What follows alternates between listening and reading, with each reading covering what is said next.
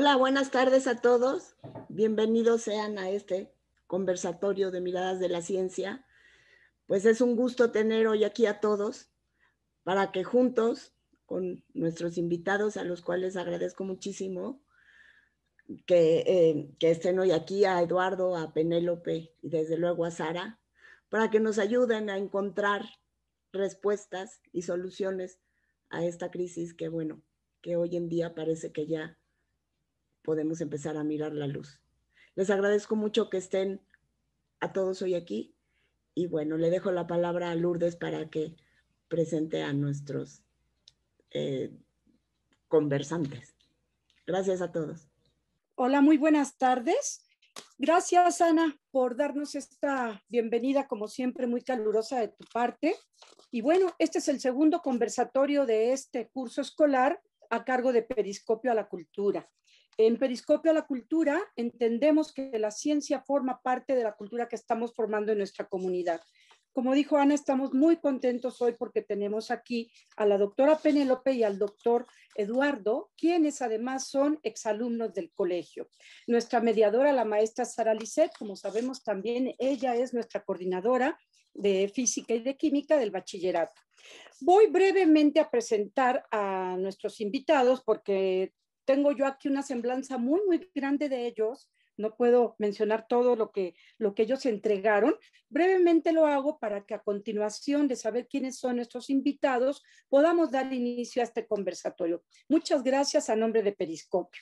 Bien, Eduardo Rodríguez Correa es licenciado, ¿sí?, en licenciatura en investigación biomédica básica. Él, como dijimos, estudió en el Colegio Madrid desde 1998 y egresó en 2007. Concluyó sus estudios de licenciatura y realizó su tesis con los efectos de un agonista del sistema adrenérgico sobre el músculo esquelético. Ya nos dirá Eduardo de qué se trató su tesis. ¿Sí? Ya en 2013, muy joven, empezó a dar clases en el Colegio Madrid, de anatomía y de laboratorio de biología. Actualmente, él estudia el efecto del ejercicio y el síndrome metabólico sobre las propiedades del músculo esquelético. Hasta el momento ya cuenta con 2 publicaciones en revistas internacionales indizadas, una de las cuales acaba de ser seleccionada como la más leída durante todo el 2020 y se estará titulando próximamente como doctor. Bienvenido, Eduardo. La doctora Penélope Rodríguez Zamora es exalumna también del colegio, egresó en el año 2002. Ella ingresó a la Facultad de Ciencias de la UNAM, donde realizó estudios de física. Hacia finales de la carrera se especializó en física nuclear. ¿Sí? Hizo después un doctorado en el área de nanofísica en la Universidad de Birmingham, en el Reino Unido, con una beca de CONACYT. Durante este doctorado realizó estudios en el área de nanobiofísica. Actualmente ella está en el Instituto de Física de la UNAM y ahí se dedica ahora al campo de la quiralidad en la nanoescala, de lo cual también nos va a participar Penélope, ¿sí?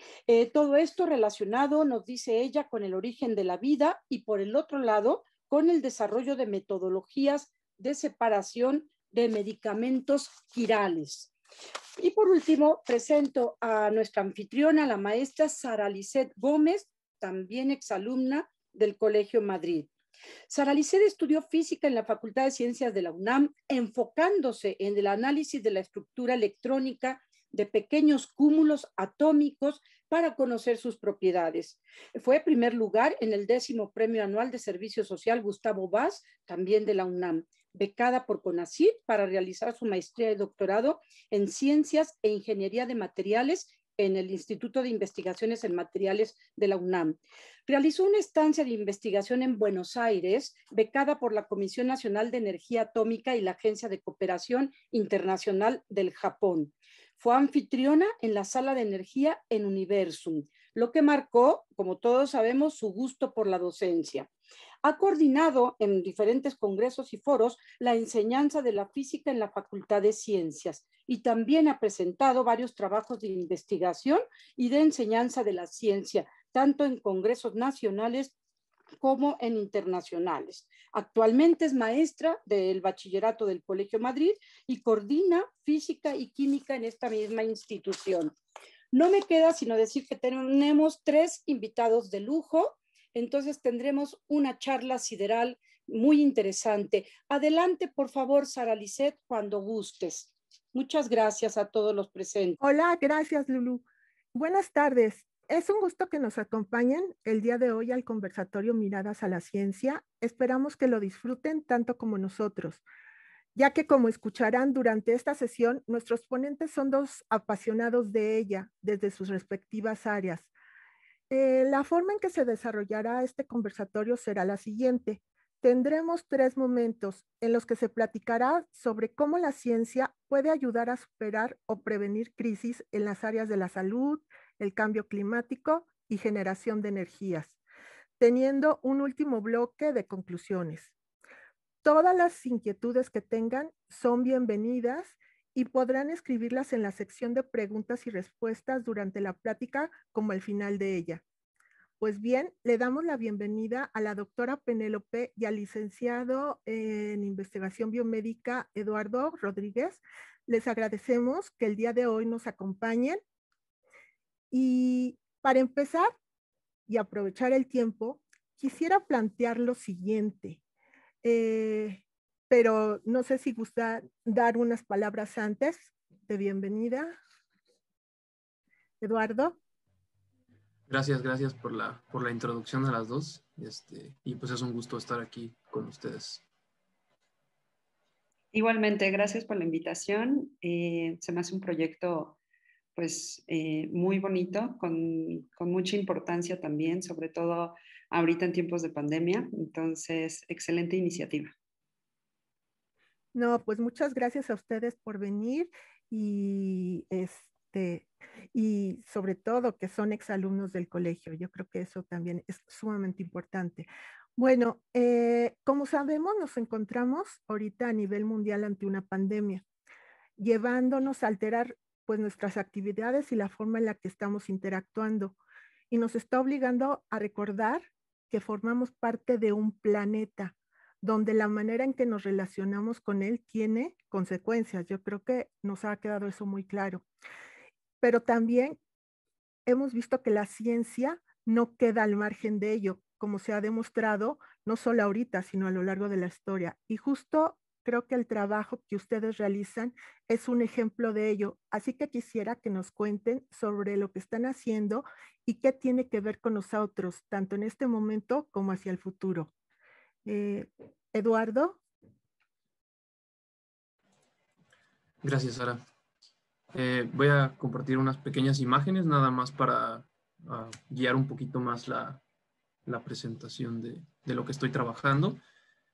Y sí tiene mucha relevancia, como dice Sara, como para todo lo que está sucediendo ahora, debido a que, aunque no me dedico yo a infecciones y cosas así, pues lo que estoy haciendo, yo espero que tenga un impacto a nivel del estilo de vida de las personas, ya que pues vivimos en una época de mucho sedentarismo, ¿no? Entonces, yo estoy enfocado en estudiar las características del músculo esquelético y este tejido es muy importante a nivel de a muchos niveles, ya que es el que está en mayor proporción en todo nuestro cuerpo. Se ha calculado que más o menos representa el 40% de nuestra masa. Y es muy importante porque es el que, además de que permite el movimiento, pues para llevar a cabo este movimiento, pues incrementa un gasto energético, el gasto energético del organismo de manera muy importante. Se ha calculado que hasta el consumo de energía de este tejido durante el ejercicio se puede incrementar hasta 100 veces. Otra de las características por las cuales estamos estudiando a este tejido en estas condiciones es que es un tejido con una alta capacidad de adaptarse. Cuando hay una deficiencia energética o cuando hay un cierto estrés, este genera respuestas a nivel micro y macro que le permite responder de mejor manera, ¿no? El caso pues, más claro pues, es cuando uno entrena, pues se vuelve más eficiente a la hora de hacer ejercicio, ¿no? Entonces es una de las maneras en las que podemos darnos cuenta que este tejido se adapta. Además, también tiene una importancia en cuanto al nivel energético basal, o sea, digamos en reposo o sin estar haciendo una gran actividad física, ya que consume más o menos el 22% de las calorías. Entonces, todas estas características pues nos han hecho preguntarnos o lo ha hecho como un foco de investigación en diversas alteraciones metabólicas. En particular, nosotros estamos interesados en estudiarlo en las enfermedades relacionadas con la obesidad. Como ustedes ya saben, ahorita esta es una pandemia, incluso pues más urgente y más global que la que estamos viviendo por el COVID, que es la obesidad.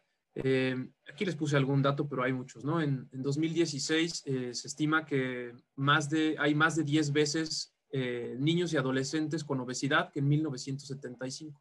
También se ha calculado que como 1,000 millones de personas tienen este padecimiento.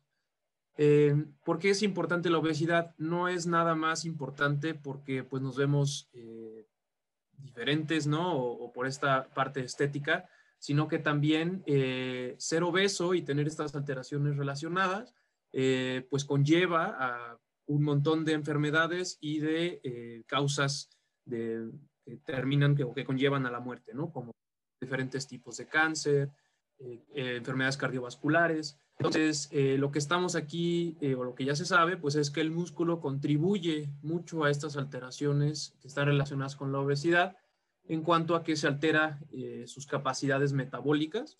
En particular, pierde, lo vamos a ver un poquito más adelante, pero va a perder esa regulación en cuanto a escoger el sustrato energético, ¿no? Entre los carbohidratos y los lípidos.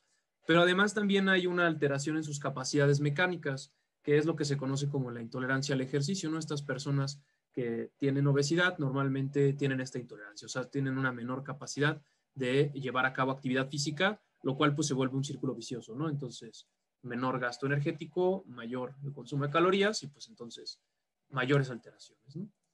Entonces, lo que desarrollamos nosotros o lo que estamos trabajando es un modelo animal con dieta alta en azúcares, que los ponemos a hacer ejercicio durante 9 semanas para después estudiar 2 músculos en particular, uno que tiene características rápidas y uno que tiene características lentas, que vamos a hablar un poquito de ellos, pero y vamos a estudiar tanto las capacidades contráctiles que tienen estos músculos, o sea, su resistencia a la fatiga, la fuerza que producen, tanto como todo lo que está relacionado con el metabolismo energético, a nivel de expresión de genes y de proteínas. Entonces, bueno, aquí más o menos tienen un videito de la ratita que está en su banda sin fin, su caminadora, y este es el mecanismo por el cual los hacemos entrenar. Entonces, un poquito así para no entrar mucho en detalle, el músculo esquelético que tenemos en nuestro cuerpo se divide en dos, o bueno, en varios, pero tiene una gama de características, que es el músculo lento por un lado y en el otro extremo estaría el músculo rápido con músculos mixtos, ¿no? ¿Por qué se les llaman lentos? Bueno, porque su contracción es lenta y son resistentes a la fatiga, o sea, se pueden estar contrayendo constantemente sin fatigarse, y su metabolismo es aerobio y requiere de la oxidación de lípidos más que de otro. Y en el otro extremo tenemos al músculo rápido, que se contrae rápido y genera mucha fuerza, y tiene un metabolismo principalmente anaerobio que depende de la fermentación láctica, ¿no? Y nuestro cuerpo pues está compuesto de diversos tipos de estos músculos que, como ya les había comentado, gracias a su capacidad de adaptarse, puede transformarse este músculo, ¿no? Entonces un músculo mixto puede transformarse hacia un músculo rápido si le damos cierto tipo de ejercicios, como por ejemplo la halterofilia o levantamiento de pesas, mientras que el músculo igual mixto puede transformarse hacia un músculo lento si hacemos un entrenamiento como por ejemplo un maratón, ¿no? Que son contracciones prolongadas y de baja intensidad. Y en lo que estamos interesados o lo que estamos trabajando ahora es cómo es que la obesidad o estas alteraciones que componen lo que se conoce como el síndrome metabólico, si está alterando estas capacidades del músculo, ¿no? Tanto su metabolismo como la composición del mismo músculo. Entonces, bueno, este es un resumen muy, muy breve sobre lo que estamos trabajando y bueno, no sé si quede alguna duda al respecto. Muy interesante, Eduardo. Creo que lo que estás planteando es realmente un punto ahorita, y no solamente ahorita, es pues un tipo de enfermedad, ¿no? Al final de cuentas, el sedentarismo, la obesidad, ¿no? Y que está dañando nuestra salud, ¿no? Y lo más grave que ya también en niños pequeños se está presentando, ¿no? Entonces, ¿hacia dónde vamos? Penélope, por favor. Solo mencionar que pues sí está súper interesante y es importante en general, pero ahorita en tiempos de COVID pues ya vimos que es una de las más grandes comorbilidades. Entonces creo que ha habido o quiero pensar que ha habido un despertar en la conciencia, al menos en México, si no es que a nivel mundial, de que tener, o sea, ser obeso no es algo así chistosito ni nada, sino que puede causar problemas reales y en estos momentos está causando literal la muerte, ¿no? Y eso es la muerte rápida, porque sabemos que en general causa una muerte que creo que no asociamos de manera directa. O sea, no, creo que muchos todavía no nos damos cuenta de que tener obesidad te puede llevar por diferentes caminos también a la muerte. Entonces, creo que pues es de muchísima importancia tener presente esta cuestión y entenderla de mejor manera. Entonces, la investigación de Eduardo pues, nos está llevando por ese camino. Sí, como bien lo mencionas, pues es una epidemia que pues si lo ven así es incluso peor que el COVID, ¿no? Porque es la que está generando de cierta manera la mayor cantidad de muertes relacionadas con estas infecciones. Y es una enfermedad que pues es nueva, ¿no? No existía antes porque por el estilo de vida que llevaban los humanos, ¿no? Ahora la comida está en fácil acceso, tiene una cantidad de calorías impresionante, tiene una diversidad de nutrientes muy baja.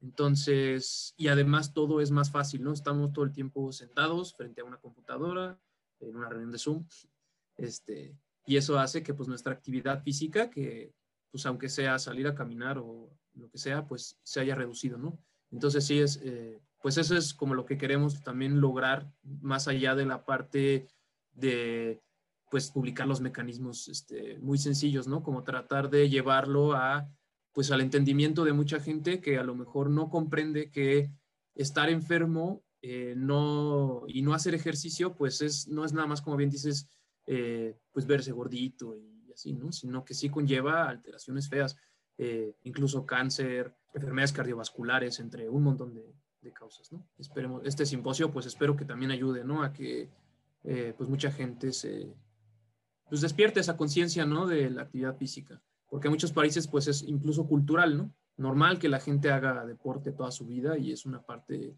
normal de su vida diaria, ¿no? Adelante, Penélope. Pues yo les voy a platicar también un poco de lo que hago. Gracias, Lulú, por la introducción. Ella lo mencionó brevemente.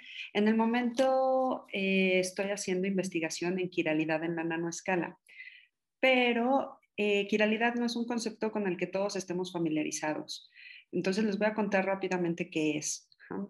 La quiralidad es una propiedad geométrica que se encuentra en muchísimas diferentes sistemas en el universo. Vamos a hablar de galaxias hasta partículas elementales. Y esta propiedad geométrica está basada en la imagen espejo. Entonces tenemos un objeto y su imagen espejo. Si en la imagen espejo la podemos sacar y tratar de, digamos, embonar a la perfección con el objeto que está fuera del espejo y no lo logramos, entonces tenemos un objeto quiral. El ejemplo perfecto son las manos. De hecho, el origen de la palabra quiralidad es del griego keir, que significa mano. Si nosotros nos damos cuenta, nuestra mano izquierda es el espejo de la mano derecha. Cuando tratamos de embonarlas, nos damos cuenta de que no coinciden a la perfección. Por un lado, pues los dedos no coinciden, por el otro lado tenemos la palma y la parte posterior. El punto es que siempre podemos hacer diferencia entre nuestra mano izquierda y nuestra mano derecha. Entonces, de la misma manera en la que tenemos quiralidad en las manos, vamos a encontrar la quiralidad, como mencionaba, en muchos otros sistemas. Uno de ellos, por ejemplo, son propiedades de las partículas elementales. Aquí les muestro una imagen muy rápida en la que podemos ver quiralidad de la función de onda de los electrones en el grafeno. Pero por otro lado, tenemos también quiralidad en todos estos otros sistemas, como mencionaba, desde galaxias, espirales, hasta flores, plantas, indirectamente en huracanes, caracoles, todos estos elementos de la naturaleza también muestran quiralidad. Y si se fijan, los que estoy poniendo aquí, todos tienen esta geometría como de espiral, que es la que está definiendo si gira la espiral hacia un lado o hacia el otro, y eso le confiere la propiedad de quiralidad. Otros elementos o objetos que también son quirales los podemos encontrar en las matemáticas, como la banda de Moebius, en la física, como la luz circularmente polarizada, que puede ser izquierda y derecha, pero también en cuestiones biológicas moleculares, como el ADN, los aminoácidos y las proteínas.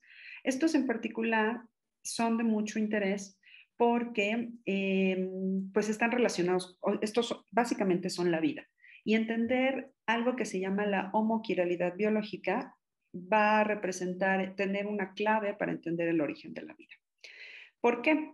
Bueno, digamos, en el planeta primigenio hubo un momento en el que se dio preferencia, se rompió la simetría izquierdo-derecho, o sea, tener 50% izquierdo y 50% derecho en términos moleculares, para preferenciar moléculas derechas que eventualmente dieron paso al ADN, por un lado, y para preferenciar moléculas izquierdas que dieron paso a los aminoácidos y, por lo tanto, a las proteínas que nos conforman. Entonces, esta preferencia de derecha o izquierda es la que ha permitido que se formen estas moléculas, esta autoorganización, por lo tanto, la vida.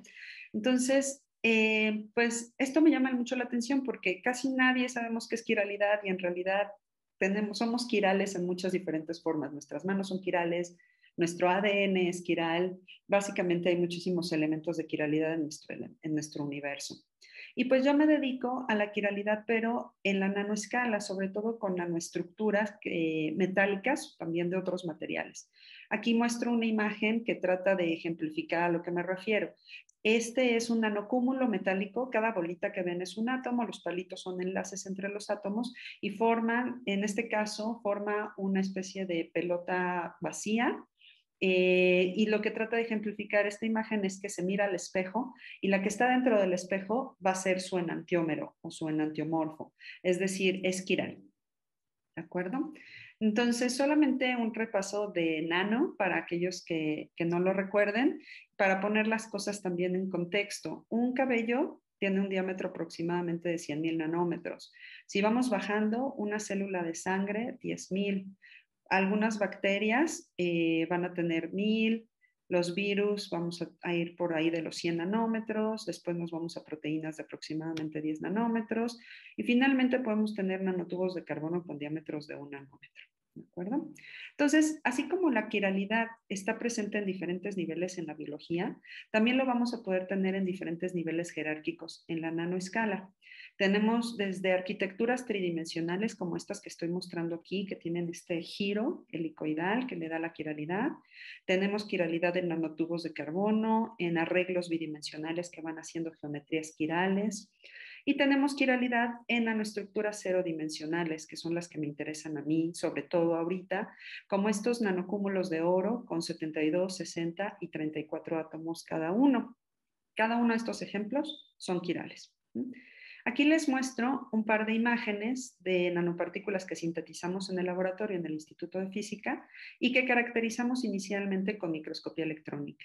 Quisiera que se fijen cómo tienen figuras geométricas pues bastante definidas y recordemos que en la nanoescala quitar 1 o 2 átomos representa una variación entera dentro de las nanopartículas. O sea, le podemos quitar 1 o 2 átomos y cambia de color, cambia propiedades geométricas, cambia propiedades electrónicas, etc. ¿De acuerdo? Entonces, pues esas figuras me llevan a digamos, a este puente que quiero establecer con los virus. Tenemos los virus que son icosaedrales, no sé si han visto imágenes de algunos, tienen figuras geométricas y parecen un poco naves espaciales, y algunos de ellos tienen quiralidad, son icosaedrales quirales, como el papiloma bovino o este otro de esta imagen bonita que se llama CHK97. Entonces tenemos la quiralidad presente en este tipo de virus y eso nos hace pensar que por medio del estudio de la quiralidad también podemos entender mejor algunas propiedades de los virus, que ahorita está muy de moda, obviamente por el SARS-CoV-2. Y pues en este tema les presento aquí nada más la foto de un artículo del 2020 en el que están proponiendo un antiviral hecho de nanopartículas de oro. Entonces, esta es una forma en la que la ciencia puede ayudar a superar esta crisis, una de muchas. Obviamente, en términos del COVID, pues yo creo que pondría en el top pues la generación de la vacuna, que es bastante impresionante el tiempo en el que se hizo, pero también la ciencia nos ha ayudado a entender el virus, a entender, por ejemplo, que nos ayuda a usar tapabocas, que se transmite por spray, que se queda en las superficies, etcétera. Todo eso ha sido gracias a estudios científicos exhaustivos. En este caso, lo que pasa con las nanopartículas es que se funcionalizan con los aminoácidos quirales que están en nuestras enzimas y que interactúan directamente con el virus. Entonces, aquí hay una imagen, esta es la nanopartícula de oro, la funcionalizan, quiere decir, le ponen una capa de los aminoácidos, así la cubren, y entonces estos aminoácidos son los que tienen afinidad por se llama dominio de enlace de la proteína Spike, que es la que hace la interacción del SARS-CoV-2 con nosotros, ¿no?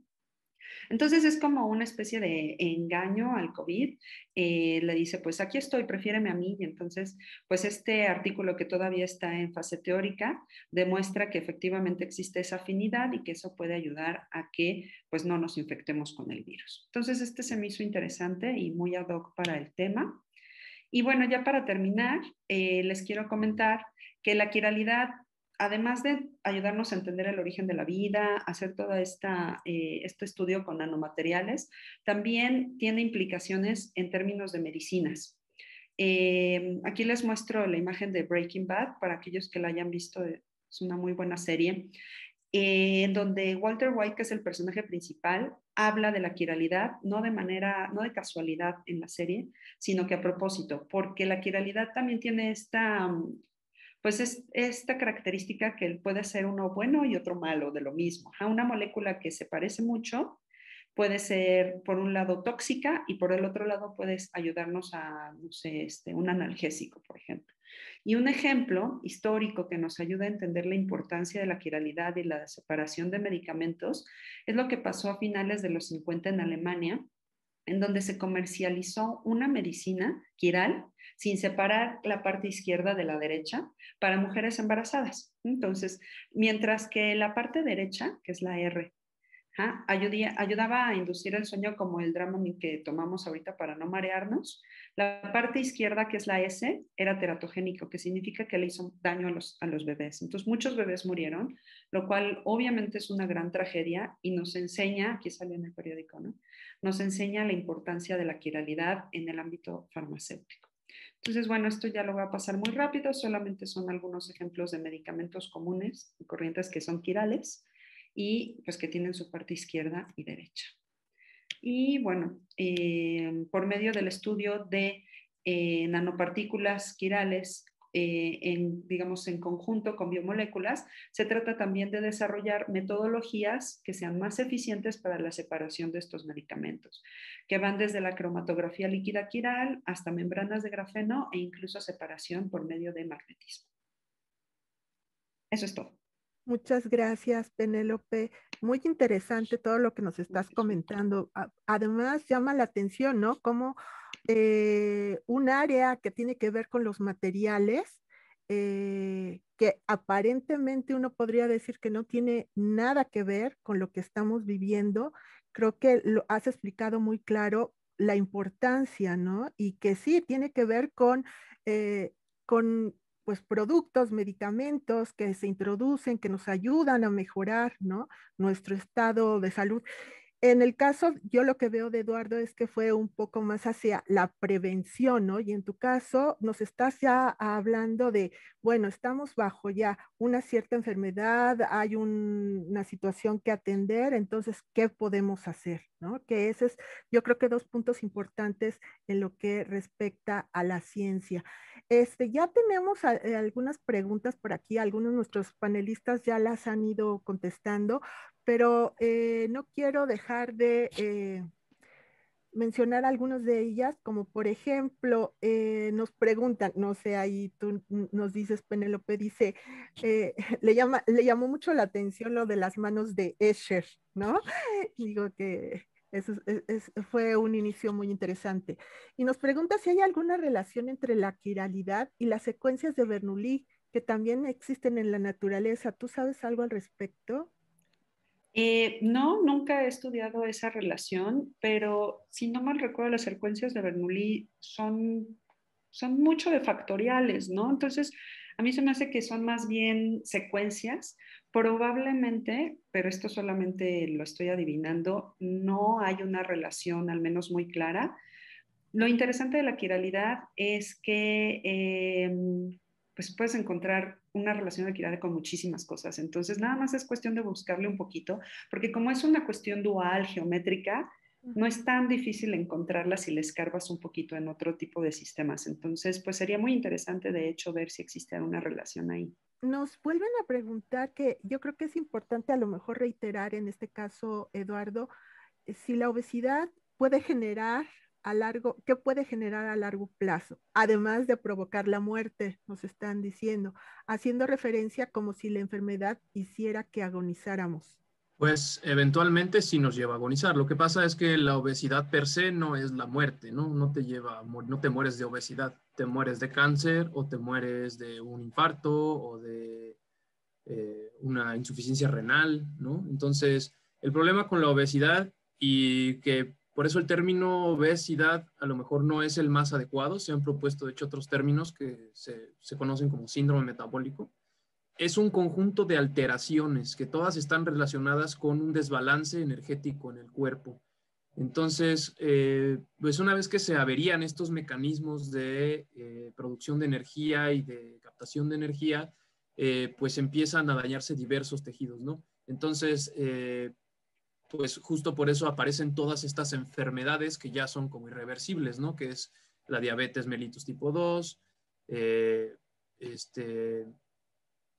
las alteraciones cardíacas como infartos y como ya mencioné, ¿no? Varios tipos de cáncer.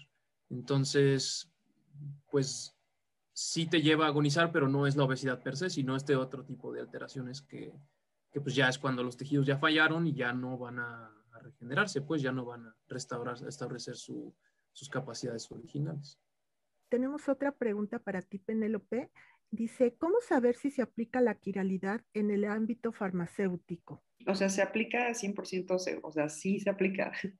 Más del 50% de los medicamentos que existen son quirales. Y pues de entrada, pues esa es la razón por la cual tiene implicaciones, ¿no? Y tal vez la pregunta a la que te refieres es cómo se juega con la quiralidad en el ámbito farmacéutico.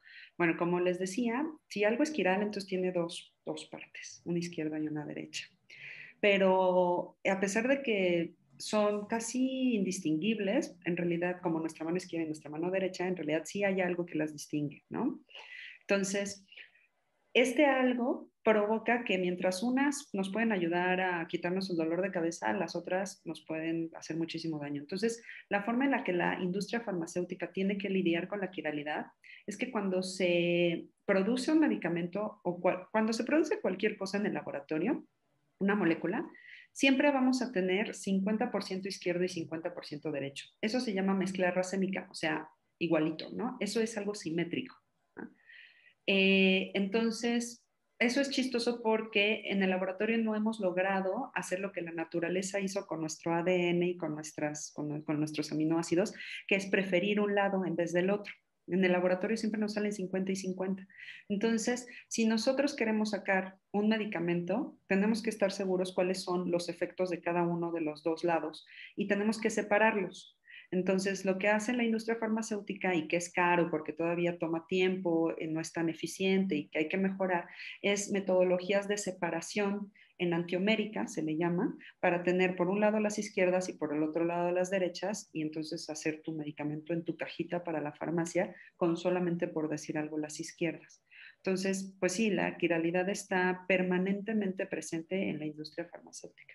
Sí, me parece muy importante todo lo que haces y a lo mejor redondeando un poquito como a lo que el tema principal de este simposio, está padre porque viene desde ciencia básica, que sería como el conocimiento o aportar, ¿no? A cómo esta parte del origen de la vida y cómo es que la vida seleccionó solo cierto tipo, que bueno, hasta donde yo sé, las enzimas, pues literal, si el sustrato está así, cabe, y si está al revés, no cabe. O sea, que sea exactamente la misma composición química, ¿no?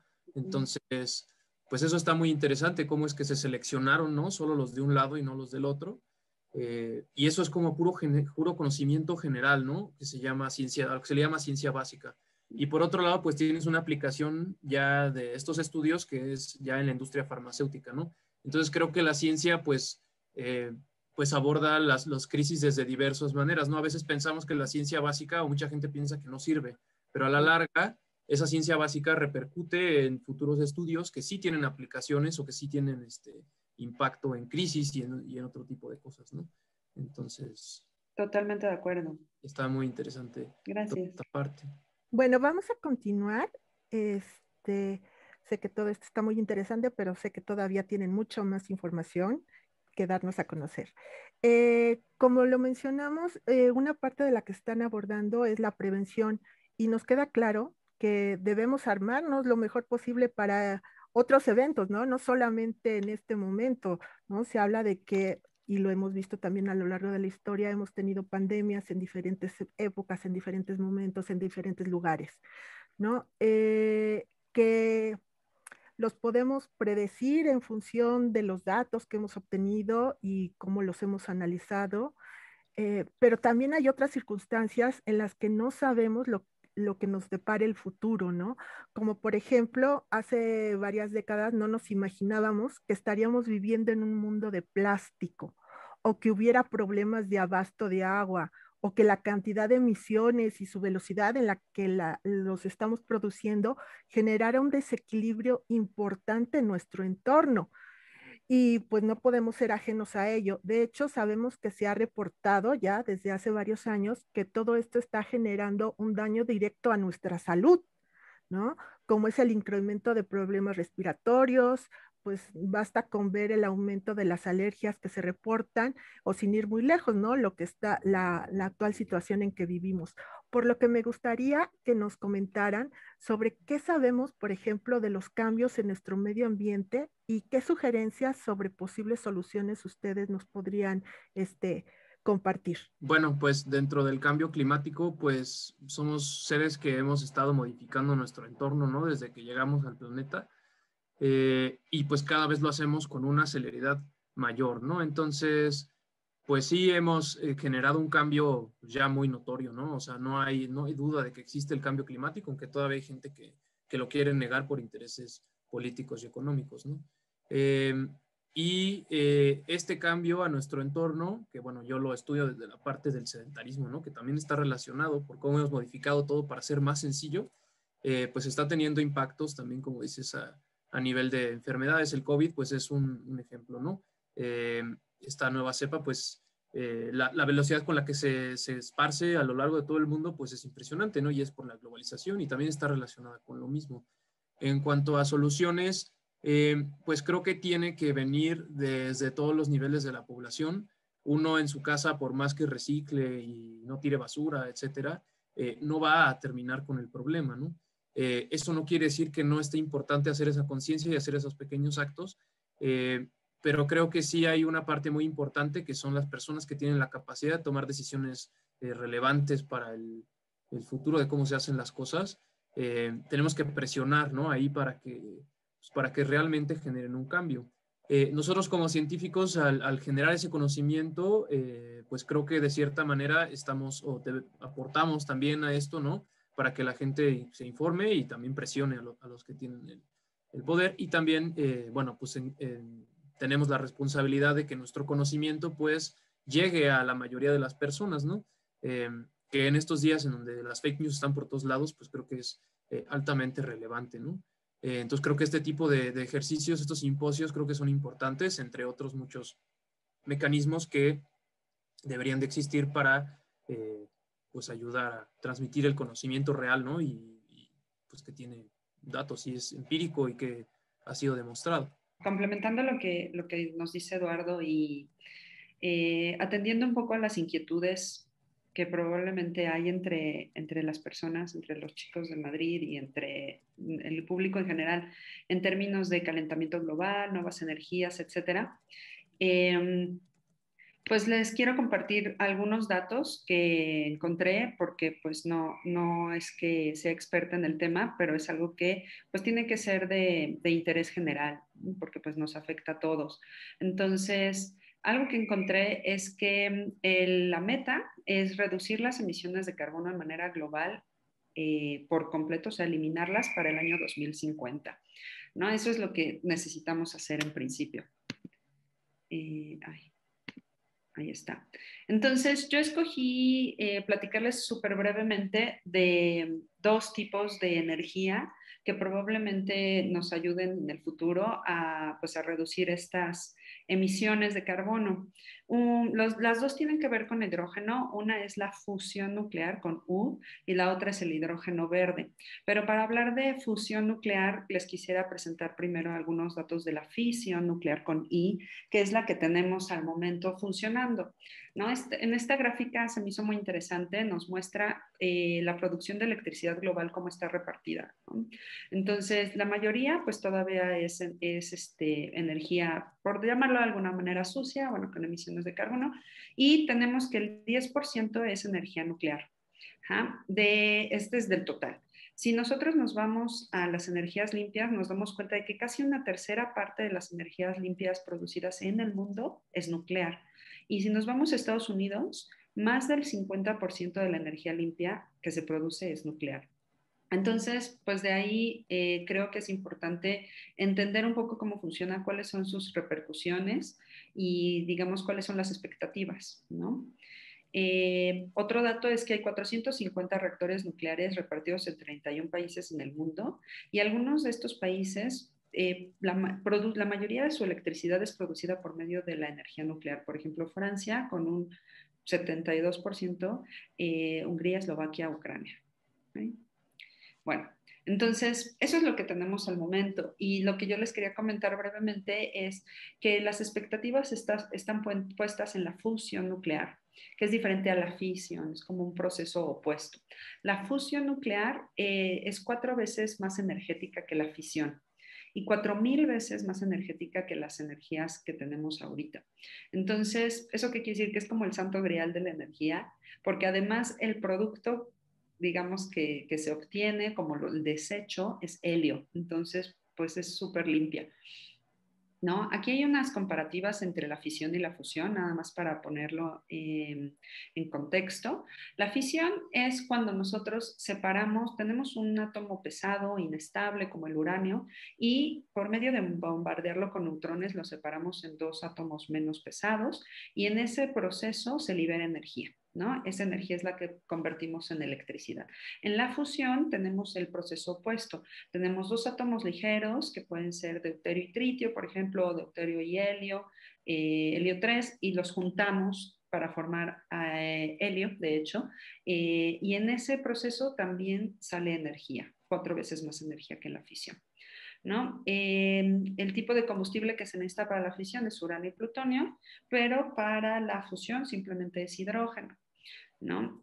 Los productos que se obtienen de la fisión, pues es la basura nuclear, que es súper polémica, y en caso de la fusión, como mencionaba, simplemente es helio, entonces pues estaría súper bien. Pero la última comparativa nos pone con los pies en la tierra. La fisión es algo que ya está produciendo energía, mientras que la fusión está en estado experimental.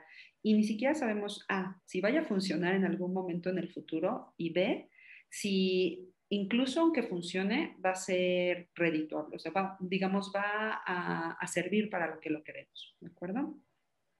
Entonces, pues aquí entra otra vez la ciencia a meter la esperanza, digamos, y se está invirtiendo muchísimo dinero en tratar de producir la fusión nuclear en diferentes laboratorios, que son estos, por diferentes sistemas, que son estos 4 acá, y que se dividen principalmente en 2 técnicas de confinamiento, el confinamiento magnético y el confinamiento inercial, que funciona por medio de láseres.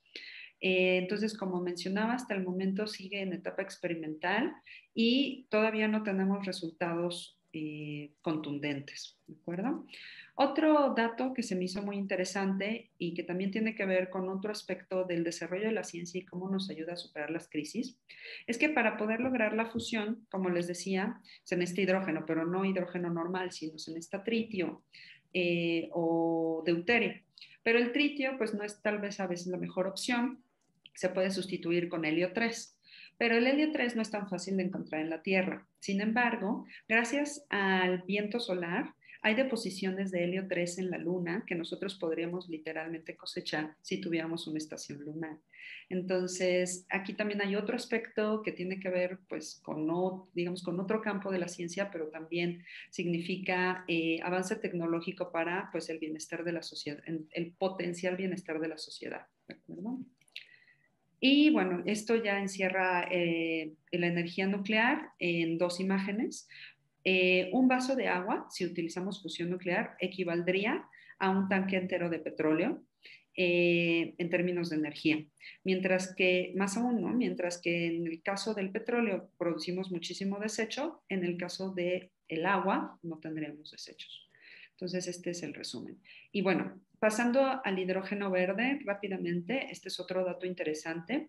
A finales de 2019, en la calle había 7.2 millones de coches eléctricos y solamente 18,000 coches que funcionan con hidrógeno.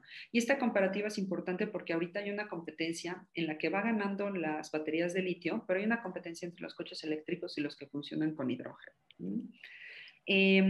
Aquí hay otra imagen que nos muestra que solamente hay 407 estaciones de hidrógeno para rellenar coches repartidas así en el mundo. Eso significa que todavía son muy poquitas. Ahora, ¿cómo se produce ese hidrógeno para meterle a los coches? Bueno, hay 4 formas, lo podemos poner en categorías por colores. El café y el gris son formas, por decirlo, sucias de producir hidrógeno porque nos genera CO2. El azul es lo mismo, pero con algunas metodologías que encierran el CO2 para que no contaminen. Y finalmente tenemos el verde, que es el hidrógeno verde, que es el que les quiero presentar, ¿no? Entonces, a diferencia de la contaminación que se genera produciendo el hidrógeno que nosotros querríamos para los coches, o sea, ¿cuál es el punto de meterle hidrógeno a los coches para que los coches no contaminen si para generar ese hidrógeno estamos contaminando? No tiene caso, ¿no? Pero está la alternativa que es la electrólisis. Entonces, ese es el hidrógeno verde que se genera por medio de electrólisis. Y esta electrólisis, que básicamente es separar el agua en oxígeno y en hidrógeno, puede ser generada a través de la energía que obtenemos de medios como sistemas eólicos y sistemas solares. Entonces, de esa manera ya se vuelve verde. En esta imagen, que tal vez no se alcanza a ver mucho, encontré una información interesante. El hidrógeno no solamente serviría para los coches, sino también para algo que a veces se nos va.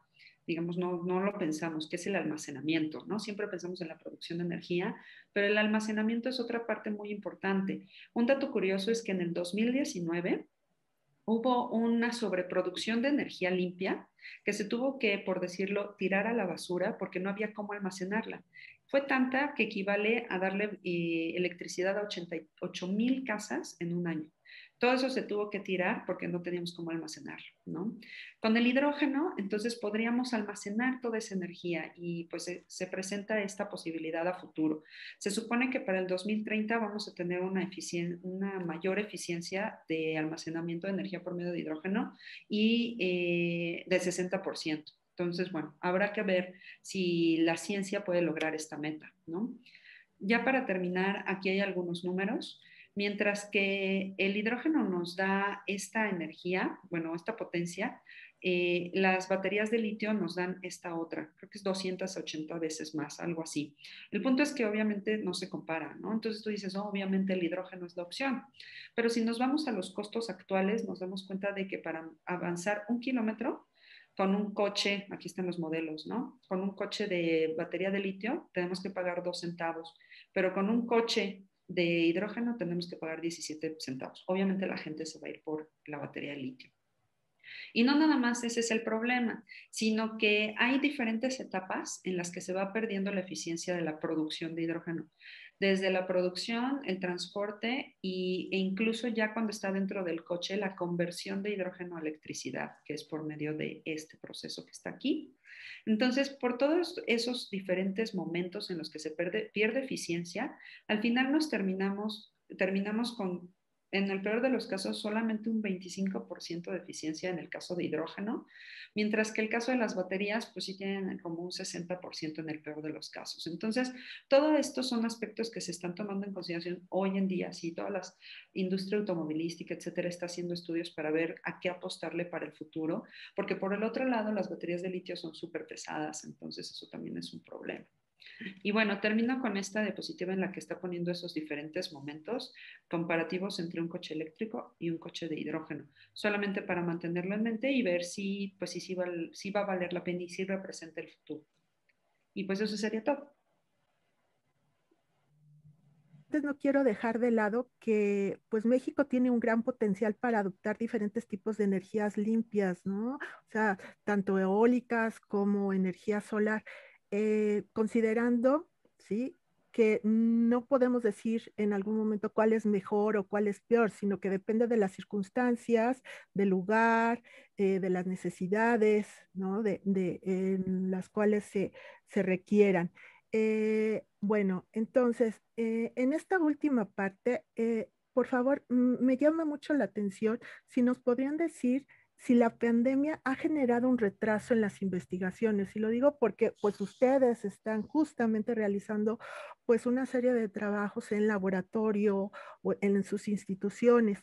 Entonces, no sé cómo les ha afectado, ¿no? Y si es así, ¿qué cosas se podrían rescatar de ellas? Y también me gustaría que nos compartieran ustedes hacia dónde ven que va la ciencia, ¿no? Si después de la pandemia ustedes creen si vaya a haber algún cambio en la forma en que se desarrolla o en la que la miramos. Y con esto sería como que si tienen también algún mensaje final que les gustaría dejarnos. Creo que ha sido una cosa muy interesante porque ciertos trabajos que como que la gente había dejado como pausados, que normalmente eran como un poquito más de divulgación, ¿no? Como revisiones o cosas así, salieron ahorita mucho en la pandemia. Pero pues obviamente la parte experimental sí mucho se atrasó, a menos que estuviera relacionada con el COVID, ¿no? Entonces, pues sí deja como un poquito ver que la ciencia también responde ante ciertos intereses, ¿no? De hecho, pues conseguir un proyecto para cáncer es muy fácil y para una enfermedad perdida de un individuo de África, pues es muy difícil, ¿no? Entonces sí creo que hay un fenómeno interesante de que sí los científicos respondemos al interés como de lo que está sucediendo en el momento. Entonces, creo que no, por un lado, no hay que dejar que se nos manipule, por así decirlo, a hacer los proyectos que pues son los que son más fáciles de hacer. Y por otro lado, pues está bien que que la comunidad científica tenga esta capacidad de responder y de cambiar su línea de investigación cuando se requiere durante una crisis, ¿no? Entonces creo que es un fenómeno interesante y que valdría la pena pues que se analizara, ¿no? Y que seguramente se analizará más en el futuro eh, y responder un poquito a esta pregunta con más detalle de hacia dónde va la ciencia, ¿no? No sé tú cómo lo has vivido, Penélope. Estoy muy de acuerdo contigo, creo que están esos dos aspectos. Yo soy experimental, entonces a mí sí me ha detenido considerablemente no poder ir al laboratorio. En otros casos un poco más extremos, en los que hay instrumentos muy delicados, pues ha sido un gran problema porque requieren mantenimiento, no sé, enfriamiento con helio líquido, etcétera. Entonces, han sido pues tiempos difíciles en ese sentido para la ciencia experimental.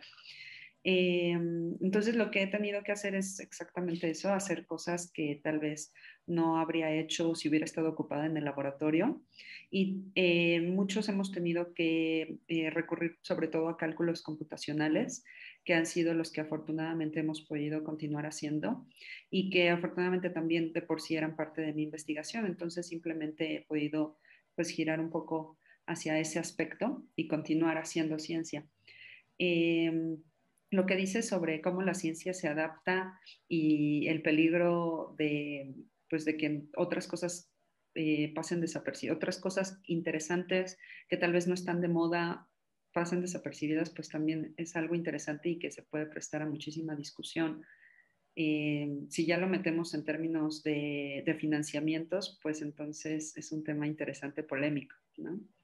¿Hacia dónde va la ciencia? Pues yo creo que un poco hacia donde siempre más o menos ha ido, que es responder, o sea, por un lado, la razón por la cual surgió, ¿no? La curiosidad, nuestra curiosidad de entender todo, ¿no?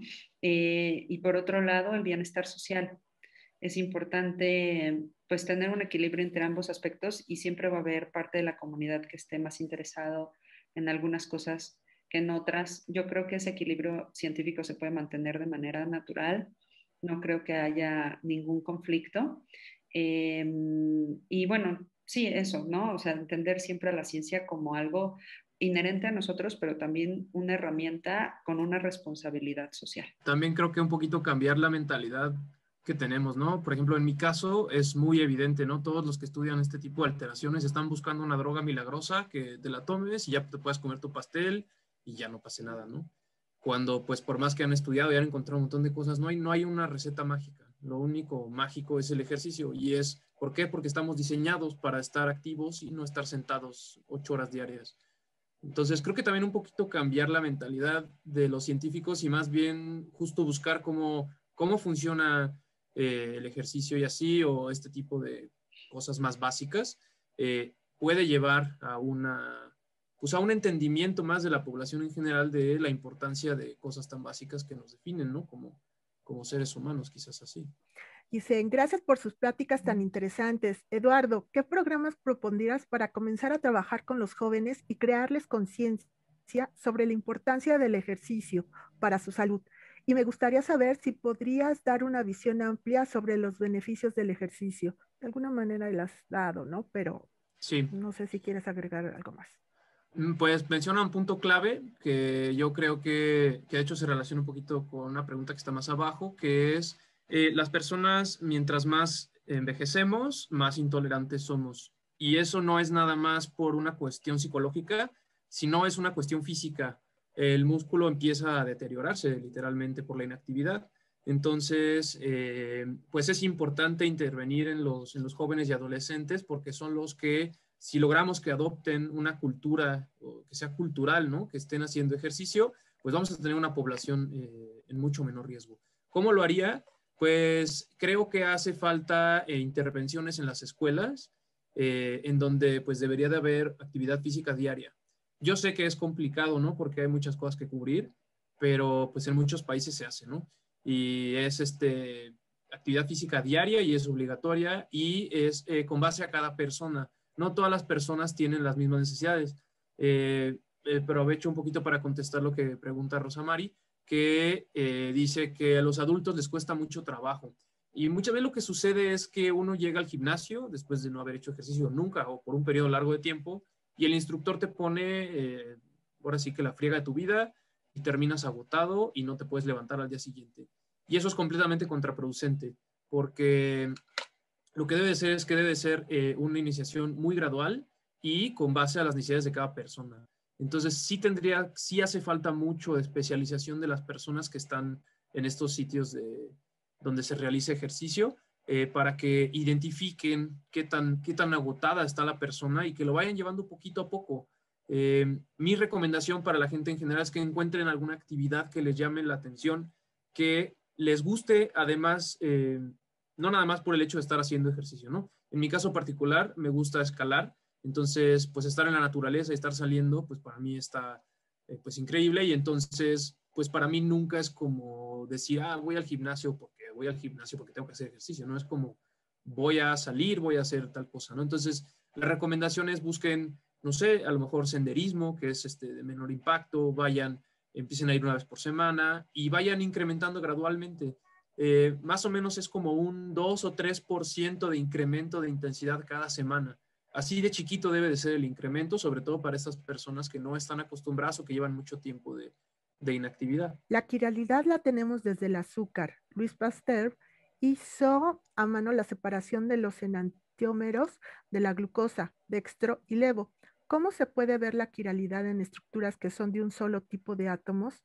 Recuerdo que tenía que ver con los ejes de simetría. ¿Podrías hablar un poco de eso? Sí, lo que menciona Rosa de Pasteur es un ejemplo súper bonito de la ciencia en general. Y bueno, ahorita estamos en medidas de la ciencia, entonces voy a aprovechar rápidamente a decirlo. Básicamente, él ve un compuesto y un compuesto que se saca del vino, de hecho, bueno, que tiene que ver con el vino. Obviamente todo el mundo quería estudiarlo muy bien, entre ellos él, y se da cuenta de que polariza la luz, ¿no? Tiene una reacción con la luz circularmente polarizada. Entonces, pues dice que interesante, y entonces decide sintetizarlo en el laboratorio. Esta sustancia se llama ácido tartárico, lo sintetiza en el laboratorio y pues que no rota el plano de polarización de la luz, ¿no? No, ¿qué está pasando? Si yo hice exactamente la misma molécula, debería ser lo mismo, tuve mucho cuidado, pero no está rotando el plano de polarización de la luz, ¿por qué? Bueno, resulta que como les mencioné, lo que hizo Pasteur fue, bueno, y le pone otro nombre, ¿no? Le dice racémico, porque pues dicen, no, pues esta es otra cosa, tiene que ver con el racimo de uvas, pero es otra cosa. Entonces, como les mencioné en el laboratorio, cuando sintetizas una molécula quiral siempre te sale 50% izquierda y 50% derecha. Pero si están en esas proporciones, entonces se cancela el efecto de quiralidad y parece que no es quiral. Y eso es lo que le pasó a Pasteur. Y entonces lo que hizo fue, no se detuvo ahí, como buen científico, dijo, no, tengo que entender bien qué está pasando. Y lo que hizo fue con un microscopio óptico, cristalizó la molécula, se dio cuenta al verlos con el microscopio que había cristales como izquierdos y cristales derechos. Y los separó a mano, o sea, eso es impresionante. Entonces, separarlos a mano, cuando tuvo puros izquierdos, se dio cuenta de que esos sí rotaban el plano de polarización de la luz a la izquierda y puros derechos a la derecha. Entonces, bueno, ese es dato curioso que mencionaron y no podía dejar pasar porque se me hace un ejemplo muy bonito de la ciencia. Y bueno, sí, ¿cómo se ve en cosas que tengan un mismo átomo, ¿no? No en este tipo de moléculas, sino, por ejemplo, en nanocúmulos de oro, por decirlo, ¿no? Pues dependiendo del número de átomos, el nanocúmulo va a tener ciertas geometrías. Y esta geometría es la que va a poder ser quiral o no. Entonces, tal cual como se los puse en el dibujo, si tenemos un átomo, por ejemplo, una nanopartícula, un nanocúmulo, por ejemplo, de hecho de 34 átomos, vamos a tener N cantidad de diferentes formas de arreglar esos átomos, que van a ser isómeros del oro 34, ¿no? Y de estos, algunos van a ser súper simétricos, ¿no? Por decir algo así, el oro 22, el oro 20 es así un triángulo, bueno, un tetraedro, ¿no? Cosas muy, muy simétricas que no tienen quiralidad.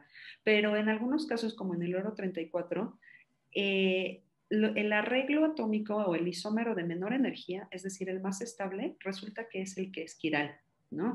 El arreglo atómico hace que si tenemos la imagen espejo, entonces agarramos la imagen espejo de la nanopartícula, la tratamos de embonar y no son idénticas. Entonces, así es como surge la quiralidad en este tipo de estructuras. Ya que mencionaste el oro, dicen que ¿por qué elegiste el oro? Sí, el oro en general se está usando ya desde varios años atrás, muchísimo para aplicaciones biomédicas, por ejemplo, para llevar la medicina al punto estratégico dentro del cuerpo, porque porque es un metal noble y no reacciona tanto con nosotros. Entonces, pues de todos los materiales tiene varias ventajas y en términos biomédicos tiene esa ventaja que no reacciona tanto, entonces no provoca tantos problemas como potencialmente otros materiales. ¿Se podrían sintetizar y crear dietas de lípidos o azúcares con otra quiralidad que no nos engorden? Hay endulcorantes que justo aprovechan esa característica de que no las podemos metabolizar y no producen energía. No es tan sencillo porque muchas de estas moléculas, como bien lo comentó Penélope, son tóxicas. Entonces, en ese caso, y de hecho todavía hay estudios al respecto de muchos endulcorantes, pues sí tienen alteraciones metabólicas, aunque no tienen lo que le llamamos calorías, ¿no? Entonces, y una vez más vuelvo a lo que yo decía, no hay que tratar de cambiar el switch y dejar de buscar el azúcar que no nos va a engordar y más bien pues hacer nuestra cultura de hacer ejercicio y entonces pues esto ya no va a ser un problema, ¿no? Incluso pues con la comida ahí a disposición y todo, pues si tú tienes un gasto calórico suficiente, pues te vas a poder comer tu dona sin tanta bronca, ¿no?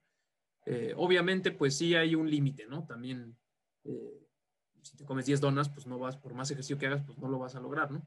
Pero creo que hay que cambiar esa mentalidad de estar buscando como la respuesta en un fármaco o en una molécula a este problema que es un problema de adaptación del ser humano. O sea, debemos de cambiar nuestra mentalidad y nuestra cultura del ejercicio.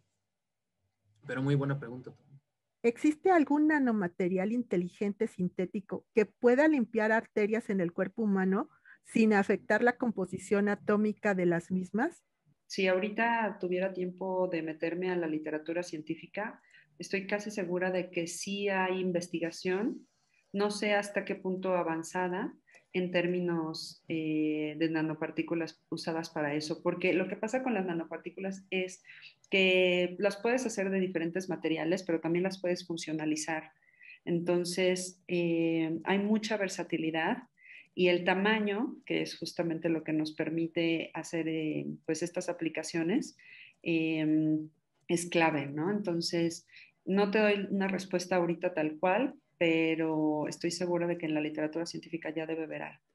¿Qué hacen actualmente los investigadores para no equivocarse, cuidar la ética, enforzar los resultados cuando los intereses políticos y económicos ejercen una gran presión? Es un tema muy escabroso.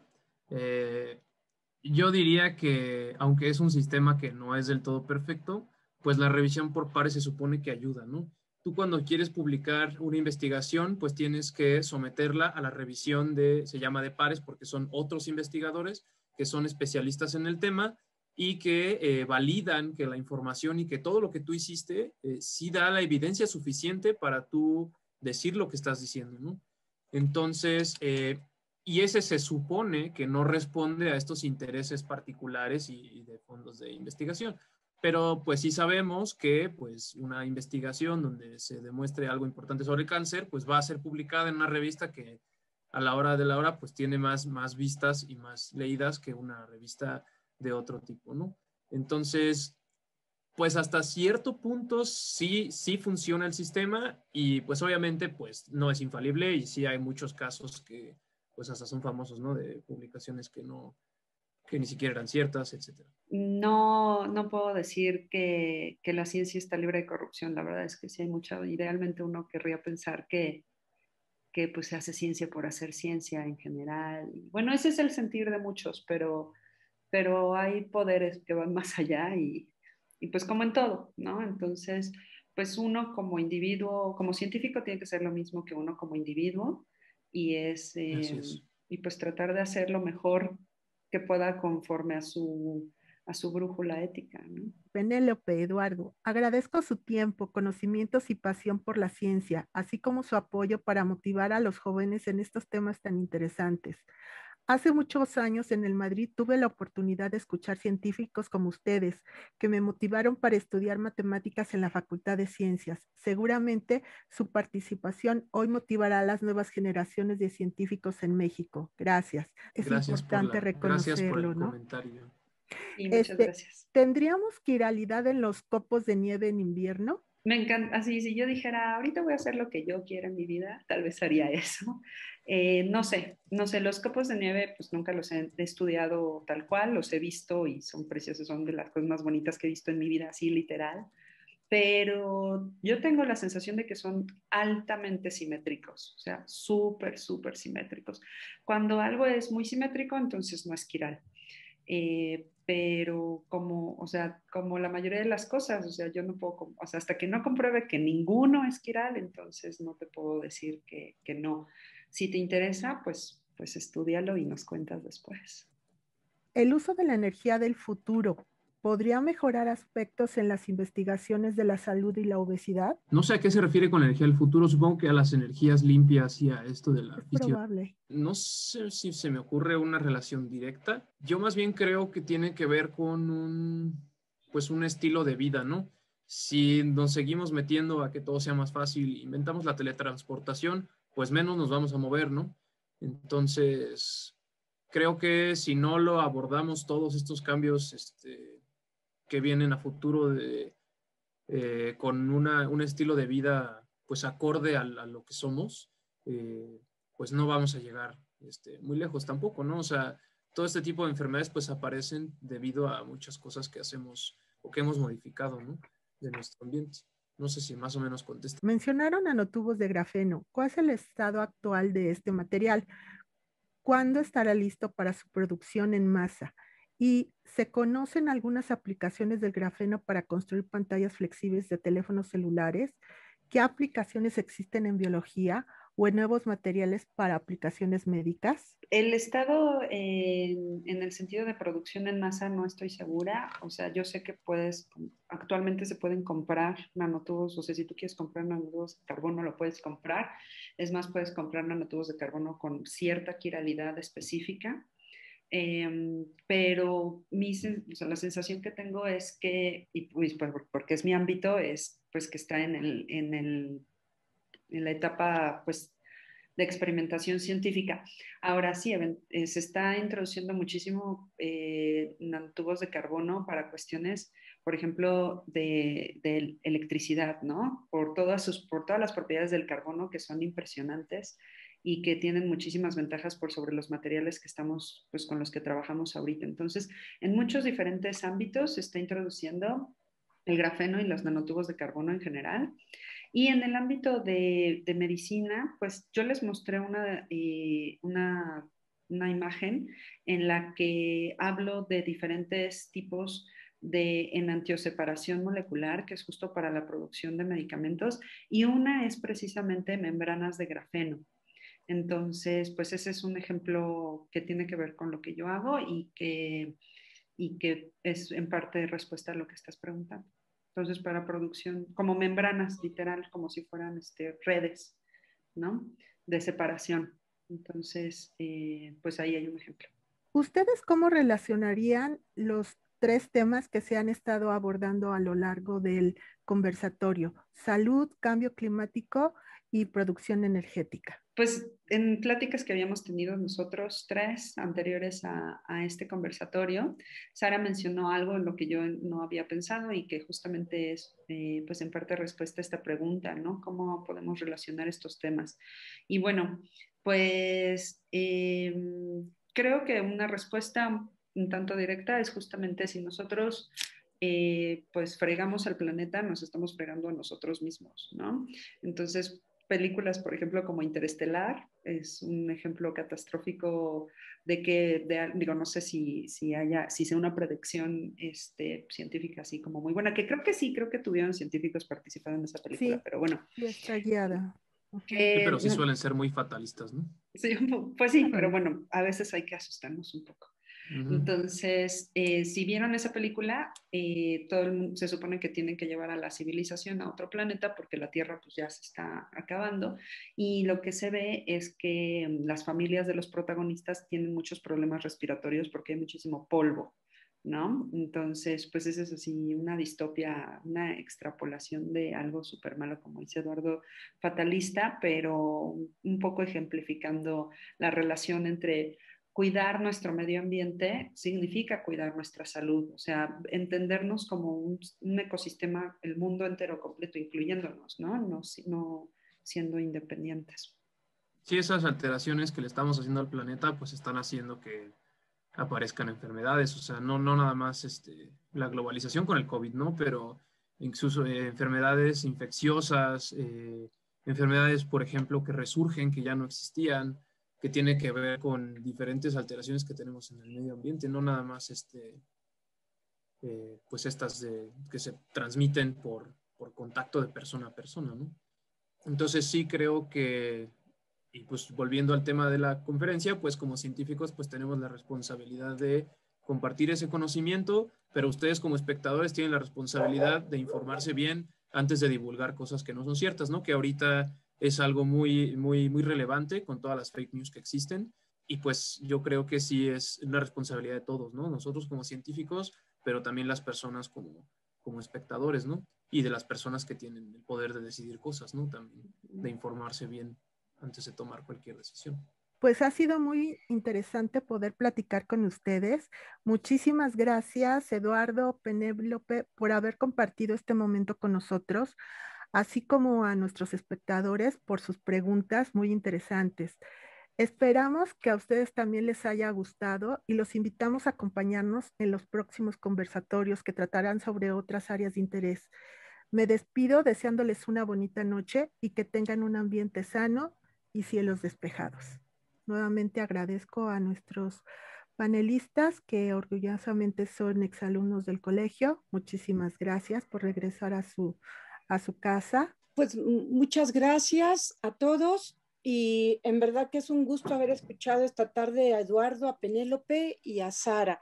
Justo esta clase de eventos, que es de divulgación, es tan necesario entre los científicos, entre la gente, y creo que el mensaje está dado por nuestros expertos, que la ciencia, más allá de su carácter teórico, está en lo cotidiano. Entonces hay que ir hacia una alfabetización científica, si así la podemos llamar, y en verdad agradecemos que ustedes compartan todo la maravilla, ¿verdad? Que la ciencia les va dando como científicos, como docentes, como divulgadores. Y como dicen por ahí, pues largo camino para todos nosotros.